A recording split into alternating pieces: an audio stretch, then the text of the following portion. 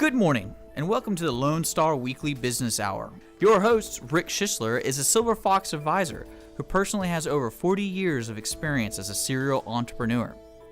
So sit back, pull out your pad and pencil, and get ready to take notes as we join Rick Schisler in his Lone Star Weekly Business Hour. And good morning. Welcome, ladies and gentlemen, to this week's Weekly Business Hour. I'm Rick Schisler, your Silver Fox advisor, and thank you for joining us this morning. Before we get started, I first want to thank our sponsors, the Silver Fox Advisors. Silver Fox Advisors are businessmen and women who have completed successful careers in corporate America or as entrepreneurs. And as Silver Fox Advisors, they share their knowledge, experience, and skills, thus allowing their business clients to improve their growth and profitability in a cost-effective manner. If you need a business mentor or consultant, go to www.silverfoxadvisors.org, or you can just contact me at 713-647-3776. Before we get started in the show today, I want to remind you, if you have a question for our guest, any of our guests today, or for me, please feel free to contact me by email at rick@irlonestar.com, or just call into the station at 936-647-3776. Dick, what's going on at Lone Star this week? We have a lot of community events. Wayne Michaels is back in the studio at Lone Star Country Nights from Monday all the way to Thursday with the best traditional country music found around the world from 7 to 9 p.m. here on irlonestar.com. And then, of course, we have our normal weekly programming with the Mark and Cindy Show, Justice Blonde, the Switch Hour, all back on track after last week with Kids Fest. Boy, the Kids Fest event was something else. There were literally hundreds, maybe thousands of children and their parents out. It was a great day. The rain went away, and the streets were crowded. A little hot, I understand, but the station had a lot of guests, and congratulations to all you parents who took time to bring your kids out, because it's a fantastic way to spend some time with them, and it was a lot of fun. Well, now that the stage has been set, let's start with our show, and we have two wonderful guests in the studio with us today. Our guests are MG Tindall, President, and Sondra Himmer, Vice President, Development and Communications for the Panther Creek Inspiration Ranch. Welcome, ladies. Thank you. Well, thank you for joining us today. I assume that there are a number of people that are listening that might not be familiar with Panther Creek Inspiration Ranch. So why don't one of you, or both of you, give us a little background, history, and the kind of programs and what you're doing out there. We'd love to do that. Thanks, Rick, for giving us the opportunity to. So the ranch started back in 2006, and the founders kind of had a vision to work with teens at that time that were kind of in trouble and struggling. And so she was in her backyard, literally, with a couple of her horses and working with some teens that were at risk. And someone approached her and asked her if she'd consider working with children with disabilities. And so they started a little pilot program with a couple of kids that have autism, and they saw some really fast results from that. And so that's kind of become the mainstay of what we do out at the ranch. So we do writing lessons and teach writing skills to children with disabilities and adults as well, but the majority of our population is children. You know, one of the things that folks might not understand, I've been blessed to be exposed to a program like yours, is the connection between horses and particularly children that have disabilities. Would one of you mind telling us what that connection is and why it's so important to do what you do? Well, I think a lot of times people view horses as the catalyst for a child to be able to excel and to reach a higher level ability. I think often it's the vastness size of the horse that just demands respect, and we are able to really work and function with these kids and really help them meet goals that they probably didn't feel that they could do so. We do our therapeutic riding, which is just a really wonderful program, and these kids ride weekly, and it is really a structured program, and we have they're released by a medical doctor, and so we have their personal goals, and our team of staff and volunteers work personally with those kids and families so that we are really trying to help them be able to be active members of our community. I always tell people, Rick, that if you've ridden a horse before, people have said to you, if you're scared, the horse knows it.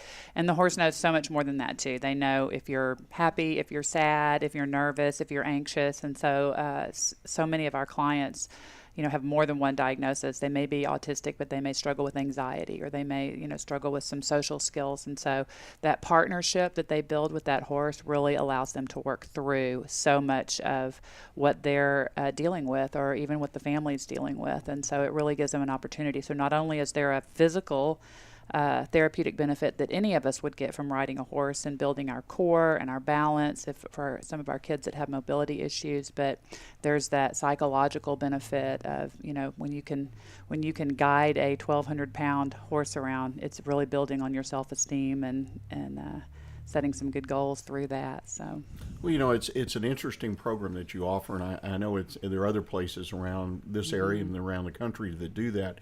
But I would understand that, and in talking with you and looking at your website, that volunteers are very important to what you do. Talk a little bit about your volunteers. Yeah, they are we could not do what we do without the volunteers that serve at the ranch. It takes, every time we put a child on a horse, it takes 3 volunteers. So we have one that's a horse leader and 2 that are sidewalkers, so that we surround that child very carefully and are, keeping our value of safety high with that. And so that equates to a lot of volunteer hours. And so we will have volunteers that will have served a value of about $300,000 worth of hours this year. And so clearly, as a nonprofit, that's something that we couldn't attain if we had to hire staff to do that every time a new child came in. Well, it sounds like volunteers, as in many nonprofits, are really a key goal every year in your plan. Absolutely. Yeah, our volunteers are the base of our programs. And so even as MG was saying, the sidewalkers and folks that are involved with our programs, there's wonderful volunteer training, and that's on our website. And so people can see some upcoming opportunities. But also we're extremely blessed by community volunteering, supporting and being involved with our gala, different activities, and also, of course, our board of directors, who are the governing body and really help set direction and letting us to excel, in which we've had some wonderful growth, astonishing growth in the last few years because of their guidance. One of the things I wanted to touch on briefly is, and as I mentioned to you prior to the show, that when I looked at your website and I looked at your staff and volunteers and your board, you have what I would suspect, based on the names and the organizations they work with and represent, a very strong board of directors. How important is that to a nonprofit business, or really to any business? It's critical, I think. As Sondra mentioned, it's the guidance of what we do, and so their job is to make sure that we're staying on mission and that we're staying, in tune to what it is that we're doing. And so their guidance has been invaluable to us. I attend a lot of seminars and trainings and things like that, and I hear a lot of people complaining about their board of directors, and I sit there thinking, we are so fortunate. We have an amazing board of directors that has really just supported our program, supported our staff and what we're doing, and they believe in it 100%. And so it's been a blessing to us to get to work alongside of them with that. Quite frankly, in the work I've done over the last 30 plus years in the nonprofit area, that, again, from the other side of the table of being a volunteer or board member, I think a lot of nonprofits just don't work on board development enough. And right. Again, what I saw, knowing some of the people and their organizations and whatnot, you have a very strong board. Mm-hmm. So congratulations to you, at least from my perspective, of building a good, strong board.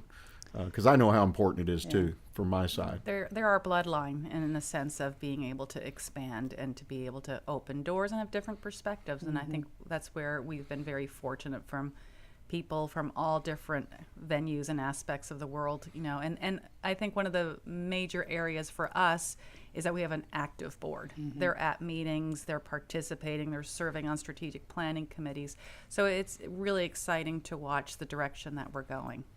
They have their belief too would be to say that they never want someone not to get help at the ranch because of financial issues. And not only is that something that is stated, within our, what we believe in, but they personally will see to that. I mean, there's been times where we were not sure, quite frankly, how we were in our early days, how we would get a child on. And I've watched them personally step up to say, we'll figure it out and do it. And so they are committed to what we're doing. Well, that is very important. Let me ask you this. There are other organizations in the greater Houston area that offer programs that sound very similar to what you do. What sets your organization apart? I think one of the major things, and there's two areas, but we're also a premier accredited Center through the Professional Association of Therapeutic Horsemanship. That was really a wonderful process that the ranch took. It was well over a year to prepare, but bottom line is it shows that we are meeting a high standard quality in staff training, volunteer development, safety, and maintaining our horses. Another area that we're proud of is that we are a Christian organization. We welcome everybody to the ranch. What our basis is how we treat each other and our families. Well, I think that's important, particularly as a parent. I'm not a parent of special needs, but as I mentioned to you in our discussions, one of our daughters has become a very dedicated special needs teacher, and just absolutely we've been exposed and listened to her stories, and the challenges have got to be immense for parents. Many blessings out to them, and the opportunity to come to the type of services that you offer. How far away do people come to use your services? They travel a while. We have people from Galveston and Katy. The majority of the people are here in Montgomery County, but they do travel. They'll do it. And there are other organizations around that do us, and they do an incredible job too, that do the same program that we do. But my kind of standing line is you could put a therapeutic riding center at every Starbucks and still not cover the need. There's a huge number of people with disabilities in the greater Houston area, and so. Well, I think that's something we miss. Well, ladies and gentlemen, we're going to take a short break. And when we come back, we're going to talk to MG and Sondra a little bit about the business side and also how you as a community can help what they're doing. So please stay with us, and we'll be right back with you. Imagine a young couple's baby has just been born, and doctors decide to transport him to the neonatal intensive care unit 90 miles away. Their world has just turned upside down, and now they have to find a hotel for the next 2 months. Caden's Hope focuses on alleviating the unexpected financial burden associated with the last-minute travel. Your tax-deductible contribution will help a family remain overnight near the hospital and close to their baby. To learn more, please visit cadenshope.org. Caden's Hope, providing hope in the midst of trial.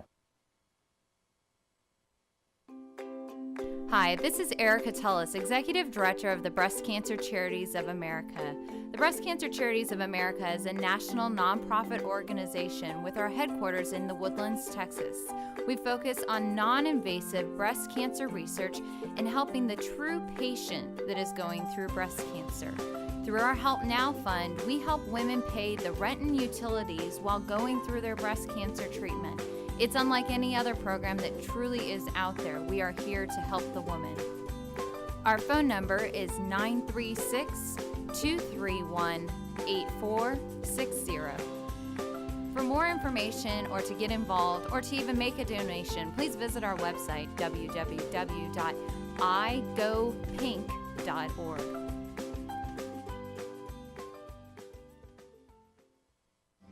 Looking for a source for Montgomery County's news and events? Then tune in every weekday morning on Mornings with Lone Star at 8 a.m., covering the news, weather, and local op topics for your morning entertainment. So make Mornings with Lone Star your third stop of the morning at 8 a.m. on irlonestar.com.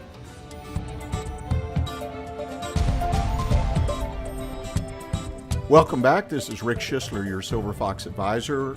We're here at the Weekly Business Hour. I've got two great guests, MG Tindall, the president, and Sondra Himmer, vice president of development and communications for the Panther Creek Inspiration Ranch, in the studio this morning. We've been talking about what Panther Creek does, a tremendous mission there. Let's talk a little bit about the business side. I mean, a nonprofit is a business. And so you have to conduct yourself with goals and missions and all the other things and planning. But one of the questions that always I talk to people or like to ask about a business is, what is the secret to being successful in your business? Share that with us if you would. I think one of the major things that is very specific for Panther Creek Inspiration Ranch, and I've been in the nonprofit world for over 20 years now, is that we have a very distinct strategic plan. We following it, we analyze it, we go back and see how we can do things better. So I think that is a very specific path that we have created for ourselves. We also have a great board that overlooks all our finances with recommendations, and And we have a very clear vision of what we do, and we do it well. And so often I think nonprofits a lot of times will dabble in many things, and we are very clear on what we do and provide the highest quality and I think exceptional programming.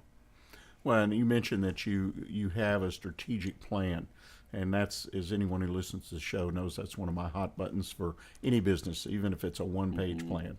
Back of the napkin, I'll accept anything, because I think that's can be one of the keys to success or failure. Tell us just a little bit about your planning process that you go through so you stay on mission.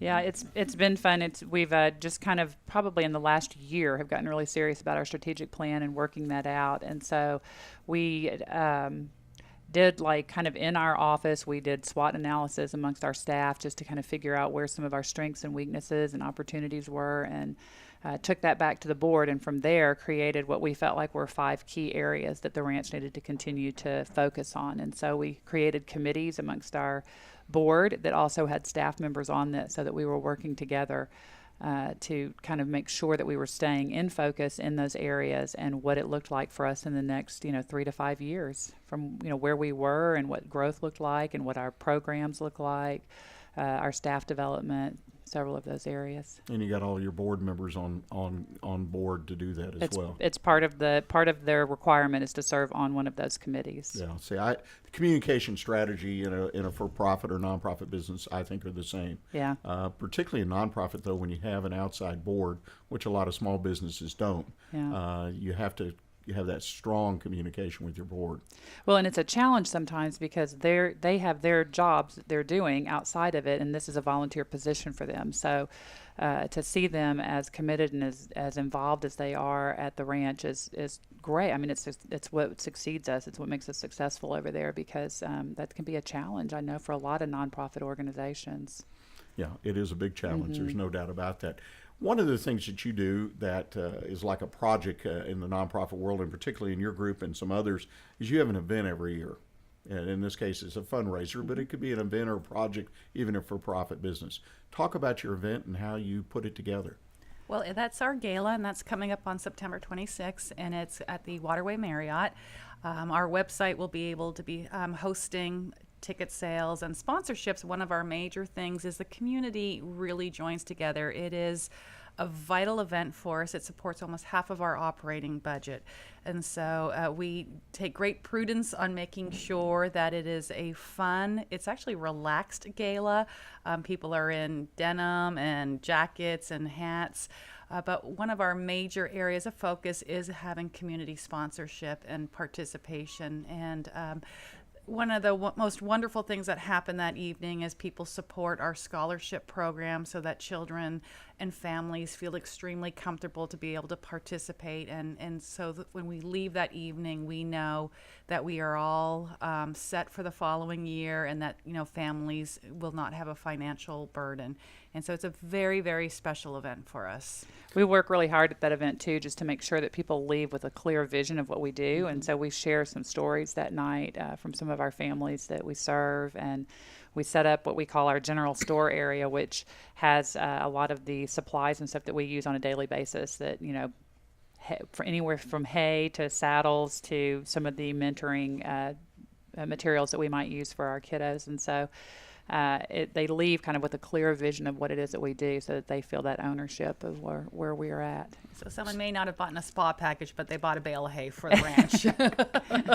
Quite a choice there, right? Interesting choice. Well, I think for-profit businesses can learn from that. I mean, just what you talked about in putting a project together or something in their business and being thorough, and particularly if they're trying to communicate to the public, the community perspective, in their case, buyers, but your volunteers and people who make donations, in a sense, are buying into your program and to communicate your vision and what you're actually doing.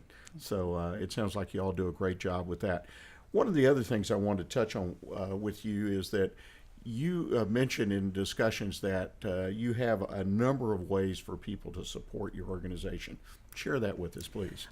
I think it's really important for our listeners to know that Inspiration Ranch is supported by the community. We don't receive state or federal funding, nor do we build for insurance. So our ability to serve people with these wonderful programs and unique programs are the reason of the community helping us, and if that's maybe volunteering or financial donations. And so we certainly take donations, large or small. We love monthly donations, but we also have families that really do need help, and we have a scholarship program called Without Limits. And we think that wording is really special because it is allowing someone to go beyond any limit that we have. So listeners can actually support a child to ride.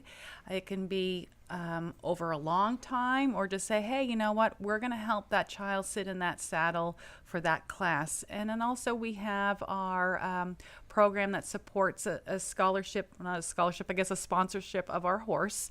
Our horses each month cost us $300 just to care for. And so we always need community members to reach out and help us make sure that we are providing great care for them, because they are the reason why these kids can ride. Well, and I think one of the things, and you've mentioned it, but I really want to make sure our listeners get it, is the fact that you don't turn anyone away. Mm-hmm. It's for financial reasons. And I think people need to understand that. That's a big challenge for any organization. It is a big challenge, and the actual cost every time we put someone in a saddle is about $215 of our full operating cost. And so a few years ago, we were blessed with a really nice fundraiser that allowed us to take our what we charge the riders, which was $75, and we were able to lower it to $50 to allow more people to be able to support their children in riding. And then beyond that, we still have probably 65% of our riders who are on a deeper scholarship, and so on top of that, subsidies. So that's pretty amazing to me. If people are interested in, as we kind of wind down here, in supporting your organization, or even just learning more about it, what's the best way for them to do that? I think the best way is probably to visit our website, and that's at www.pciranch.org, not .com, but .org. And all our information's there, our contact information. People can email MG or I, and we will gladly respond and provide any additional information, and also our phone number. So once again, it's pciranch.org. We do tours too. We love to show people around and just show people, what we're doing at the ranch, and let them come and watch the program so they can contact us and come out there, and we'll set that up as well. So you give tours, free tours. Mm-hmm. And one of the things we really haven't touched on, where are you located exactly? We're located really off of Woodlands Parkway on Glenlock. Also, I just wanted to also add that we do community work days or corporate work days. And so certainly if a listener would love to pull a little group together and come do a work day, we are gladly will coordinate that with them. We have some very large ones of over 100 employees, all the way down to 10 people. And so, to keep 15-acre ranch going is a task in itself. So we love the community to come roll up their sleeves with us. Well, ladies, I appreciate very much you taking the time to be here today. You've got a great business out there, if I can say that, it sounds like. Your website gives a lot of good information. I would encourage any listener to, if you're interested in a nonprofit or volunteering or whatnot, or just curious, go to that website. It's very thorough. I went through it. You have a great website. Again, what is that website address? It's www.pciranch.org. Okay, and I encourage everybody to do that. Thank you again for joining us today and informing us about your business, the Panther Creek Inspiration Ranch. MG Tindall, President; Sondra Himmer, Vice President of Development and Communication. Thank you for joining us at Lone Star. And again, I encourage everybody, take the time, just a minute or two, and look at the website. See if it's something you might have an interest and it speaks to your heart. We're going to take a break now. When we come back, we'll have a little news and tips from me that you can use. And so stick with us, and we'll see you on the other side.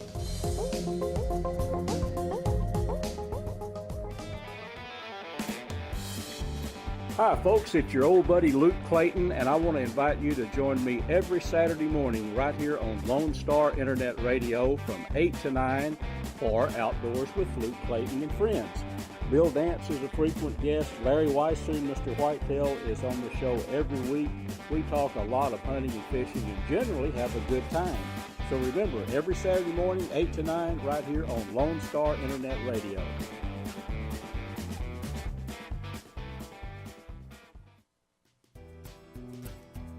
Heaven's Army of Resources and Recreation Center is a 501c3 nonprofit organization featuring a 10,000 square foot building located at 19325 FM 1485 West, New Caney, Texas. At Heaven's Army, we offer over 26 different services free for all ages, from karate, dance, drug and alcohol classes, anger management, parenting, food and clothing pantries, to just name a few. We are supported solely by volunteers and private donations. Our main mission is to glorify God in all that we do. At Heaven's Army, we strive to be a hand up, not a handout. Come check us out at 19325 FM 1485 West, New Caney, Texas, or call for more information at 281-689-5864. You may also learn more about Heaven's Army by visiting our website at heavensarmyofresources.com.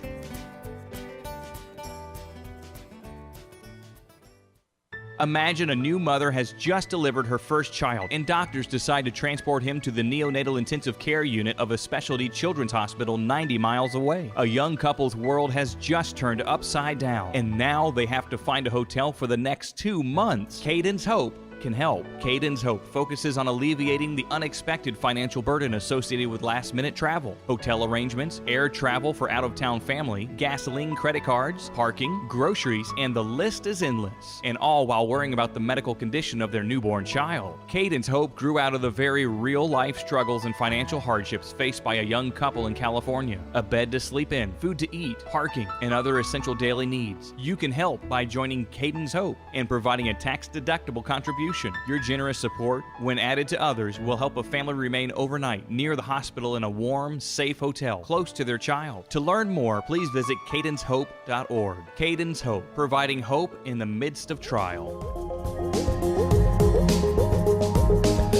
Welcome back, and you're listening to the Weekly Business Hour. This is Rick Schisler, your Silver Fox Advisor, as your host. This is the part of the show where we talk a little bit about business news and some tips that we hope you can use. Now, in the business news this past week, there was a couple of interesting items I'd like to share with you.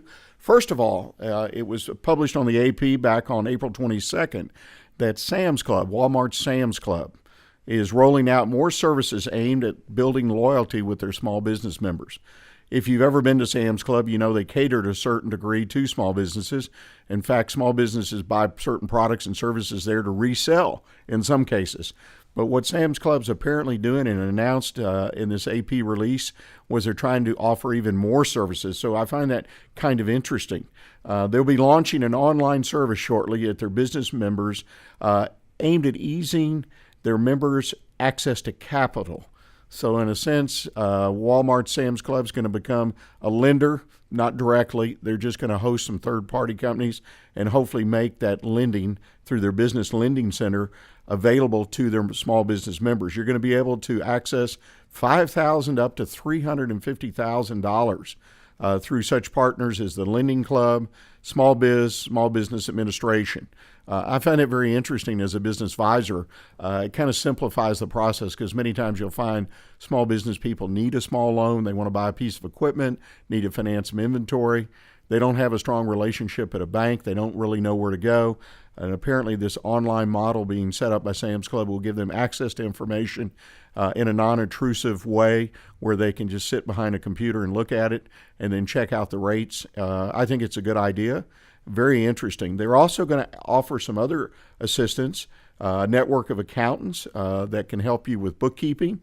There'll be some opportunities to purchase online storage for computers, which I think is kind of interesting.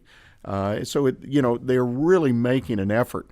They rolled out a mobile app last year for free travel members to save on hotels, rental cars, also a cash rewards program. So it appears that Walmart and Sam's Clubs are making a real effort to build loyalty, if you will, with their customers and offer more services to their small businesses. I think that's a great idea, something you could do in your own business. Second item is more local. This was news that came out a week or so ago. Shenandoah, the community of Shenandoah here in Montgomery County, is the ranked third in the top retail markets in the state of Texas. And that may stop you in your tracks a little bit because Shenandoah is not exactly a large community. but per capita is the way they measure this. In other words, their population against the retail sales in their market, and currently they're at over $127,000 annually per capita, which is quite a bit of sales. Obviously brings in sales tax. Also, you would assume property tax from the buildings that these businesses occupy. And to give you an idea, this past year, Ethan Allen opened up one of their furniture galleries, and Kelsey Siebel opened a clinic. So congratulations to Shenandoah. They have a large number of businesses within the confines of their city limits, and they're able to use that, I think, to collect revenue and also be recognized as one of the top retail markets in the area per capita throughout the state of Texas. Now moving along to some business tips. Looking for some ideas that I could share with you this week. One of the things I came across, and these articles are out there, a lot of information, books have been written about it, and that's how to stay productive when working at home. And I'm not just speaking to the homebound worker or necessarily the people who work from home 2 or 3 days a week. That's quite common in the corporate world, the larger business world, but all of us at one time or another, or most of us, I should say, will work at home. It may be just something in the evening after work. It may be the bookkeeping function, particularly for a fairly small business. We'll take care of our bookkeeping, pay our bills, and a lot of times that we'll be doing that from home. And I think these reminders or these points can help you be more productive. The first thing is you really do have to have a separate office space. I've talked to people that work at the kitchen table. I know some people. I have some clients that are able to successfully do that, but that's because of the family. There's not a large number of kids or other people interfering. But I really encourage people, have a desk or an area, not necessarily a separate room, which that's better, but have an area that's your office. And when you have an office, you got to set clear boundaries. In other words, if I'm working at my desk and doing work, particularly in my case, book work, paying bills, I don't need any interruptions. So my family, particularly if I have children and whatnot, need to respect the fact that when I'm at my desk, I'm working. When I'm not at my desk, then I'm involved with the family and available to them. But this makes you productive. The other thing is to keep your hours, keep your days. Again, if you're a small company owner and you're working at home on occasion, you got certain things you do on a weekly or monthly basis at home, then keep that schedule. Try to stay on schedule. For an example, Saturday morning, I do my bookkeeping. I go into QuickBooks, I make my entries, pay my bills, put my deposits together, and so on and so forth. But the idea is that if you work at home on a more regular basis, treat it just like you're going into the office. I think that's very important. One of the things I have to laugh that was mentioned in an article I came across on Fox Business News, article by Donna Fuscaldo that was published last year, was that get out of your pajamas and get into your regular work clothes. And I just had to laugh. I find it kind of interesting that if people work at home even 1 or 2 days a week all the time, that they don't get dressed up to go to work. But I think that is important. I've had that experience myself because I work out of a home office. The other thing, and I think this is very, very important, stay proactive communications. In other words, be in a position where you just don't isolate yourself, that you stay involved, you have other activities you're involved in, get out of the office. Of course, the exception would be if you're just doing your bookkeeping on Saturday morning, otherwise you're out there. But if you're working at home more than a day or two a week, you've got to be very proactive in your communications and stay connected with the business world. And last but not least, number 5, to me this is obvious, but it's one I've been there and done it wrong, is you've got to know when to throw in the towel. In other words, if you don't have the right space, it doesn't work for you, because working at home, even for a short period of time each week, may not work for you. Because when you're at home, you get pulled into the family, you watch TV, you do other things because you're at home. It's it's your place to relax, and you can't divide it and walk across the hall or walk into another room and sit down and focus on work. So you've got to know if it's not working for you, if you're not getting the work done that you need to get done, then you need to throw in the towel and walk away, because it does not work for everybody. The next thing I'd like to talk about is an article I came across in Small Business Center was that 5 keys to running a successful business. Now, we see this kind of article all the time, but this one was published back earlier in April, on April 15th in allbusiness.com, one of my recommended websites for getting good business information. But 5 keys to running a successful business, and I don't think it hurts for us to remind ourselves what that might be. This was an interesting perspective that the author took, and I thought it was worth sharing with you today. First of all, use a few words. Use few words as you can when you're trying to communicate what your business is about.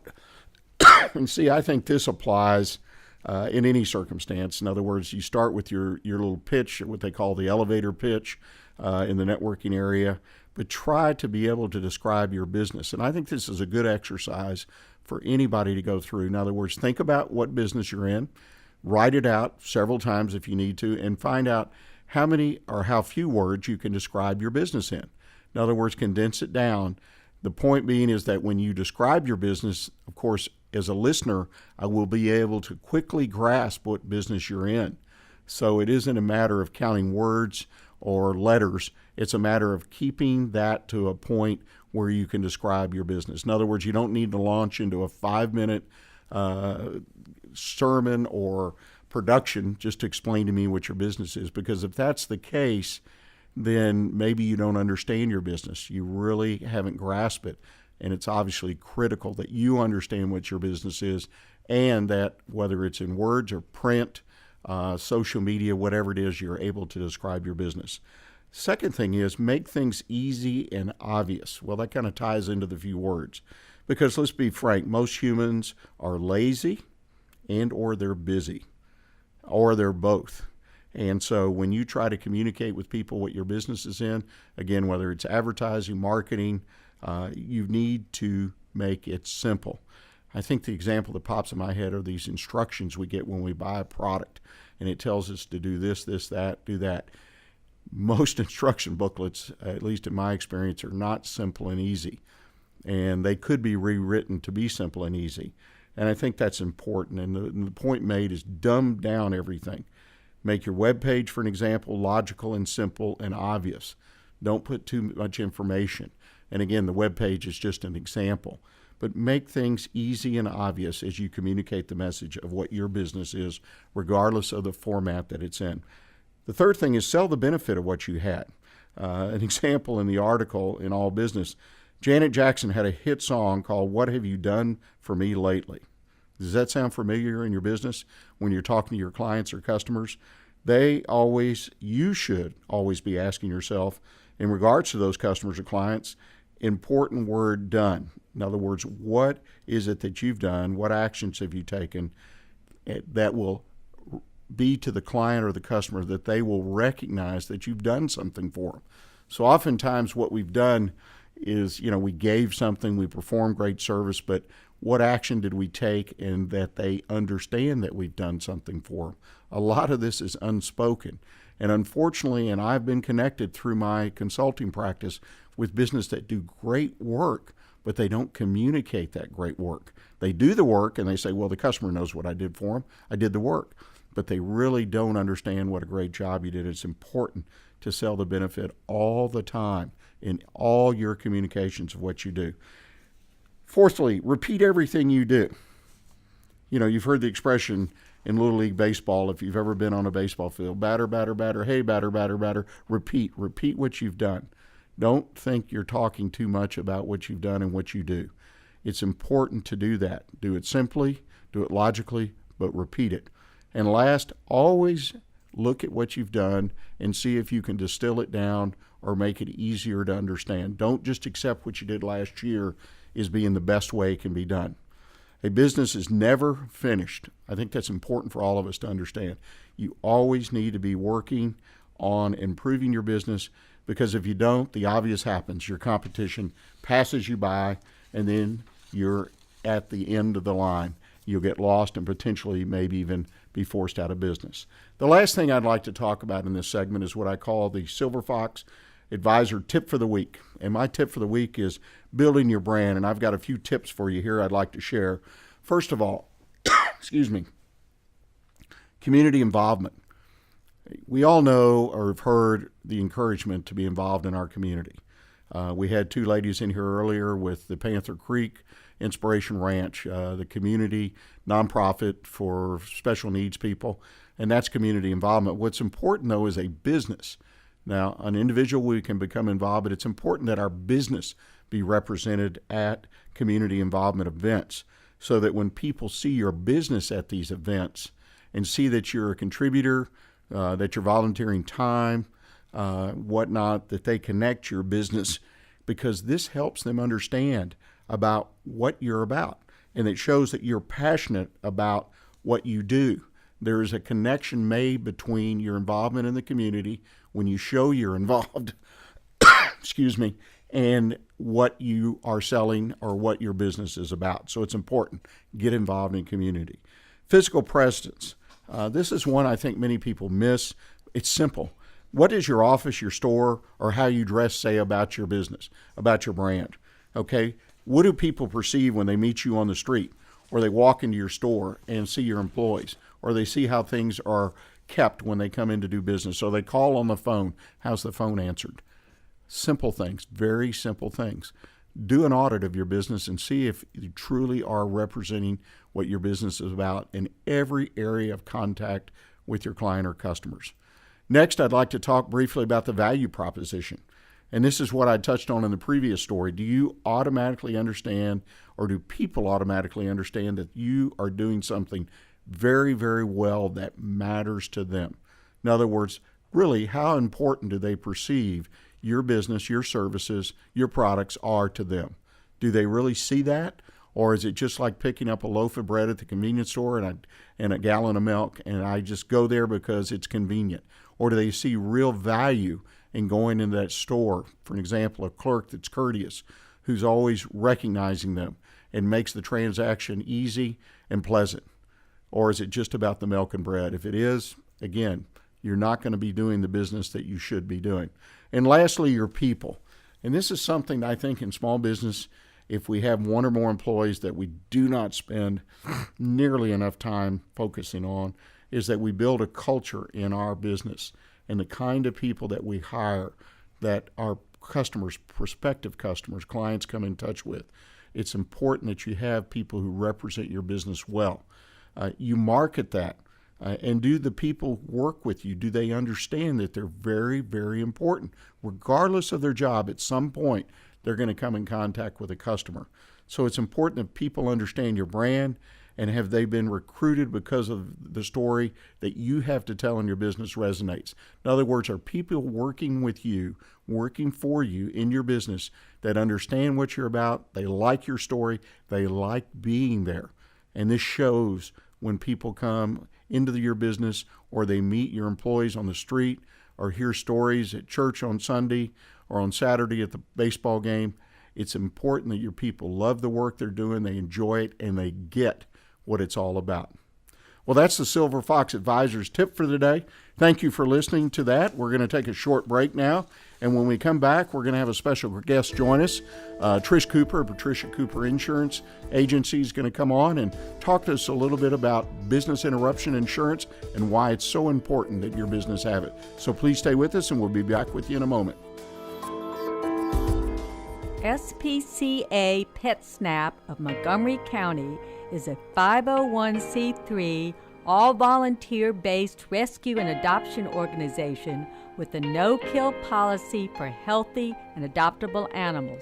Our goals are fourfold: to rescue and rehabilitate homeless animals, to provide a safe haven for the animals until a suitable adoption or foster care home is found, or until they are reunited with their owner, to educate the public about the great need to reduce pet population, which includes the importance of having their pets spayed and neutered, and to further the cause for humane and responsible pet ownership, and to provide a low-cost spay-neuter clinic for people who are unable to afford to spay or neuter their pets otherwise. SPCA PetSnap of Montgomery County encourages you to think adoption first. You can contact us at www.spcaofmc.com.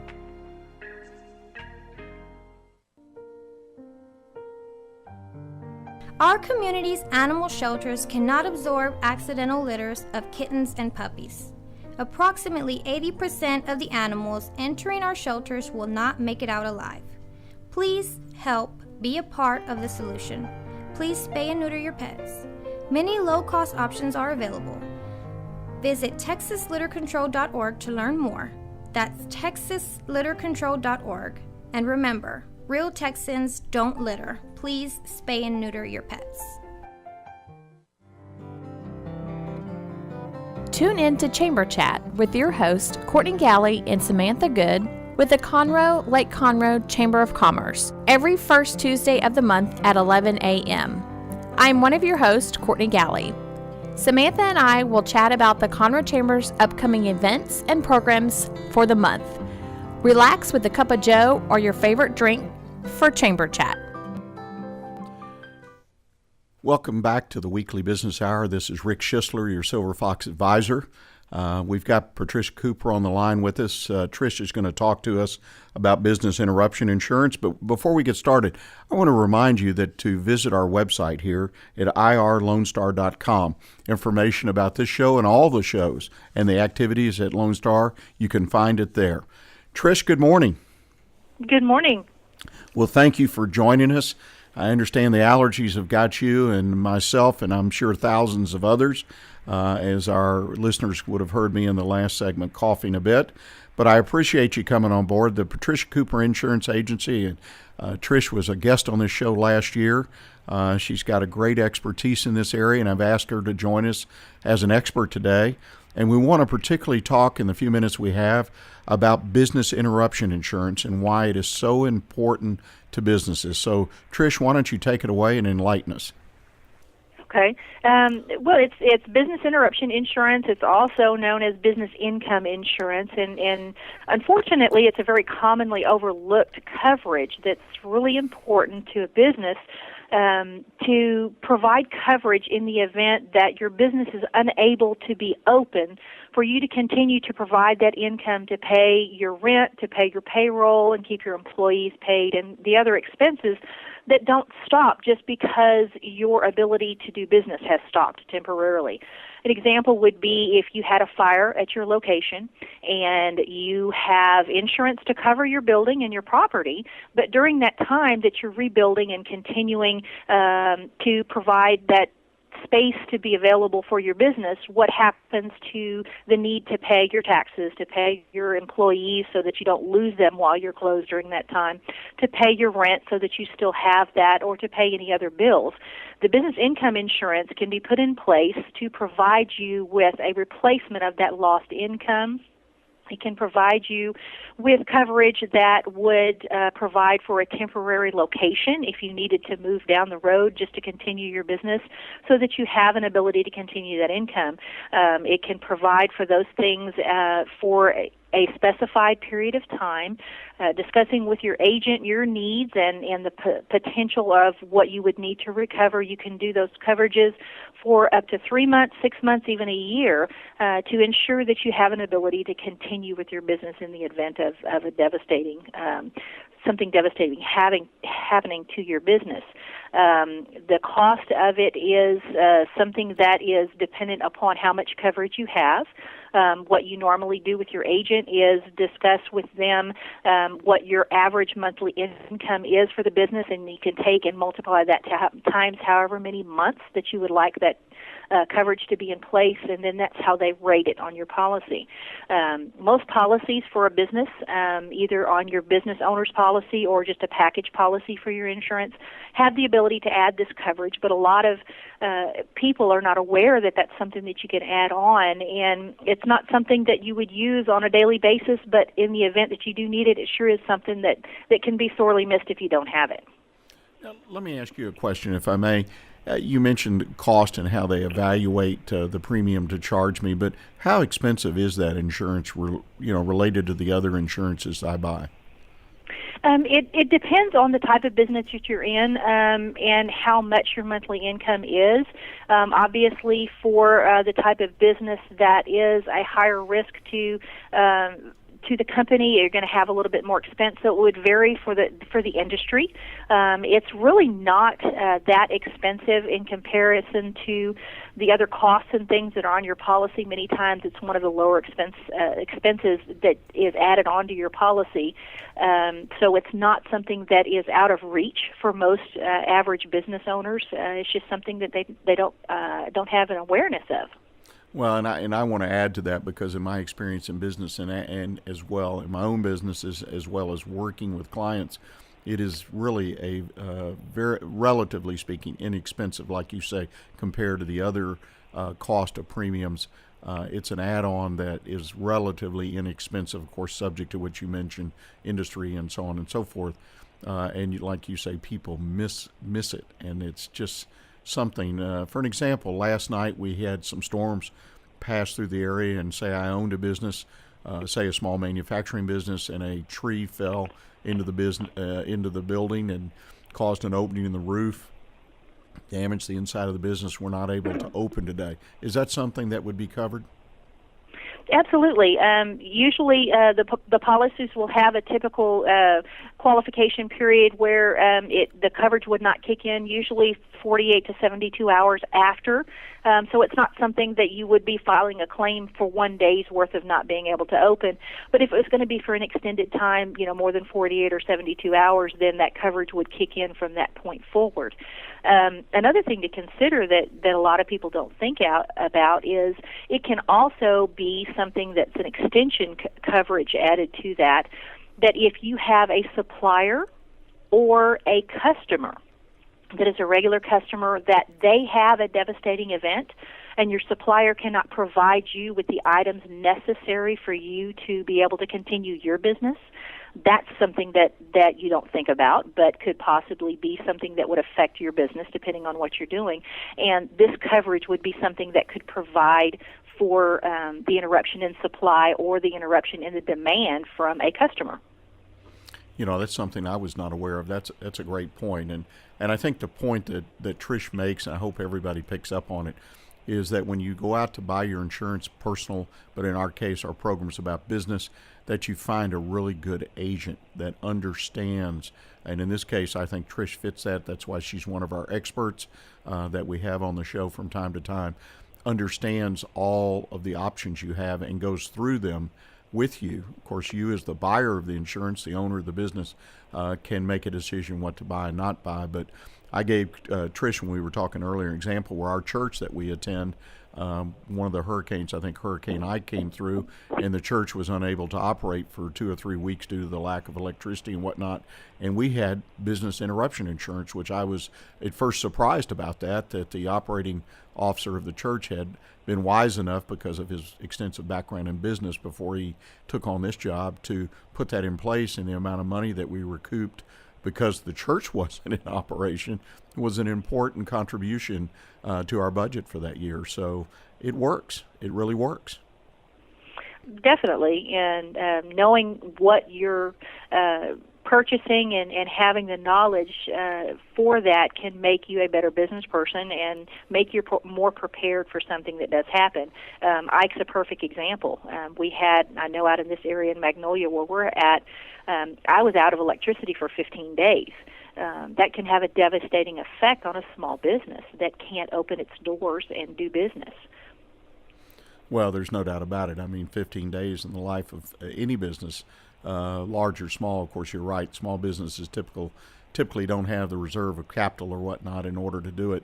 And I think a good point you make, and this was made to me in another context the other day, but you lose employees if it's for any extended period. If you can't pay their salary or some of their salary to keep them, because if you've got a good employee base and if you've done it right, hired the right people and trained them, the last thing you want to do is be out of business, in your example, for 2 weeks and you lose people, because many times our employees live a pretty tight budget, and their opportunity, if they lose 2 weeks' pay, can devastate their entire year on their personal finances. So, and it could be for a longer period of time if you're out for a month or whatever. So you lose your employees, and I think that's the worst single thing that potentially could come. A building can be rebuilt, but good people are hard to find, and it takes time and money to train them and so on and so forth. So I think this is a great option for every business, should look at this and see if their budget will allow its purchase. Trish, do you have anything else to add? No, just exactly what you said. Have a conversation with your agent. Make sure that you discuss with them your needs and the things that you're concerned about, and ask a lot of questions and see what options are available. You have the option to turn it down if you're not able to provide it, but at least you know what it's there, and that may be something that you can plan and budget in for the next time.